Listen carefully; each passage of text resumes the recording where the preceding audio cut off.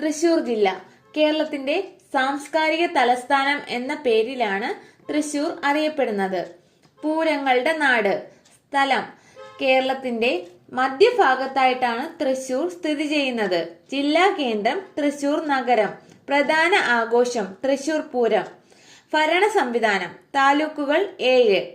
വിസ്തീർണം 3032.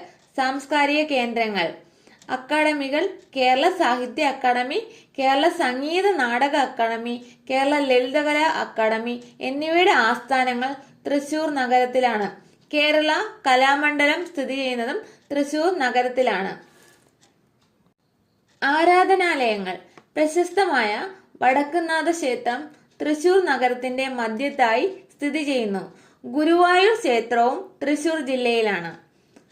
കൊടുങ്ങല്ലൂർ പ്രാചീന തുറമുഖം എന്ന നിലയിലാണ് അറിയപ്പെടുന്നത്.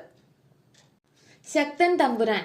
ആധുനിക തൃശൂരിന്റെ ശില്പി എന്ന് അറിയപ്പെടുന്നത് കൊച്ചി രാജാവായ ശക്തൻ തമ്പുരാനെയാണ്.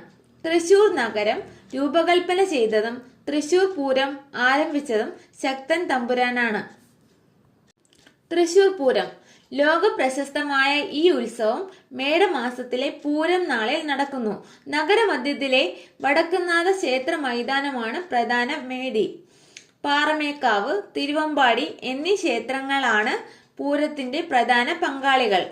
വർണ്ണാഭമായ കുടമാറ്റം, ഇലഞ്ഞിത്തറ മേളം, വെടിക്കെട്ട് എന്നിവ പൂരത്തിന്റെ പ്രത്യേകതകളാണ്. പുലികളി ഓണാഘോഷത്തിന്റെ ഭാഗമായി തൃശൂരിൽ നടക്കുന്ന ഒരു കലാരൂപം. തൃശൂർ നഗരത്തിന്റെ ആകർഷണങ്ങൾ. വടക്കുംനാഥ ക്ഷേത്രം. പ്രധാന പ്രത്യേകത തൃശൂർ നഗരത്തിന്റെ ഹൃദയഭാഗത്ത് സ്ഥിതി ചെയ്യുന്നു. വാസ്തുവിദ്യ. കേരളീയ വാസ്തുവിദ്യയുടെ മകുടോദാഹരണമാണ് ഈ ക്ഷേത്രം.